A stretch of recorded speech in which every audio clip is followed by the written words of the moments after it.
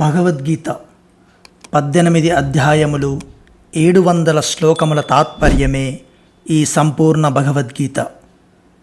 భగవద్గీత 3వ అధ్యాయం కర్మయోగం. మయి సర్వాణి కర్మాణి సన్యస్యాధ్యాత్మచేతసా నిరాశీర్నిర్మమో భూత్వా యుధ్యస్వ విగతజ్వరః. అర్జున, అంతర్యామిని పరమాత్మను అయిన నాయందే నీ చిత్తమును ఉంచి కర్మలన్నింటినీ నాకే అర్పించి ఆశా మమతా సంతాపములను వీడి యుద్ధము చేయుము. ఆధ్యాత్మ చేతస అను సమాసమును చేతస్ అను శబ్దము ఎట్టి చిత్తమును తెలుపును. దాని ద్వారా సమస్త కర్మలను భగవంతుని యందు అర్పణ చేయుట అనగానేమి?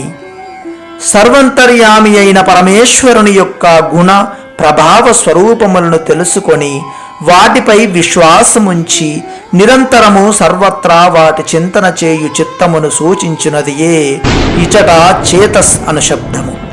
ఈ విధమైన చిత్తము ద్వారా భగవంతుడు సర్వశక్తిమంతుడు, సర్వాధారుడు, సర్వవ్యాపి, సర్వజ్ఞుడు, సర్వేశ్వరుడు, అట్లే పరమ ప్రాప్యుడు, పరమగతి, పరమహితైషి, పరమ ప్రియుడు, పరమ సుహృదుడు, పరమ దయాళువు అని భావింపవలెను.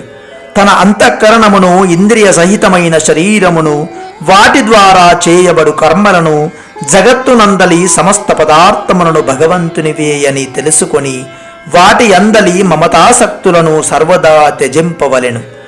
దేనిని చేయుటకును నాలో శక్తి లేదు, భగవంతుడే అన్ని విధములుగా శక్తిని ప్రసాదించి నా ద్వారా తన ఇచ్ఛానుసారము యథాయోగ్యముగా సమస్త కర్మలను చేయించుచున్నాడు. నేను కేవలము నిమిత్తమాత్రుడను అని భావించుచు సర్వదా భగవంతునకు ఆధీనుడై భగవదాజ్ఞానుసారము అతని కొరకై అతని ప్రేరణతో అతడు చేయించినట్లు సమస్త కర్మలను ఆట బొమ్మ వలె చేయుచుండవలెను.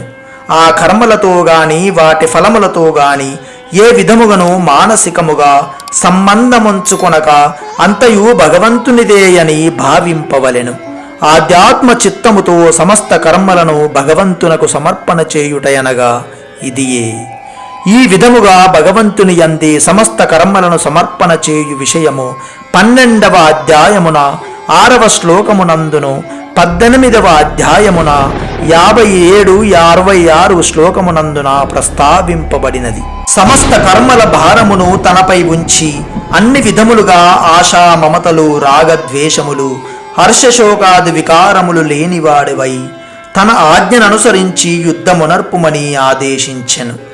కర్మలు చేయునప్పుడు గాని వాటి ఫలములను అనుభవించునప్పుడు గాని సాధకునకు ఆ కర్మల యందును కర్మఫల రూప భోగముల యందును మమతాసక్తులు, కోరికలు ఉన్నను, లేక అతని అంతఃకరణమునందు రాగద్వేష హర్షశోకాది వికారములున్నను, సమస్త కర్మల భారమును తనపై ఉంచి అన్ని విధములుగా ఆశా మమతలు, రాగద్వేషములు, హర్షశోకాది వికారములు లేనివాడివై తన ఆజ్ఞననుసరించి యుద్ధమునర్పుమని ఆదేశించెను.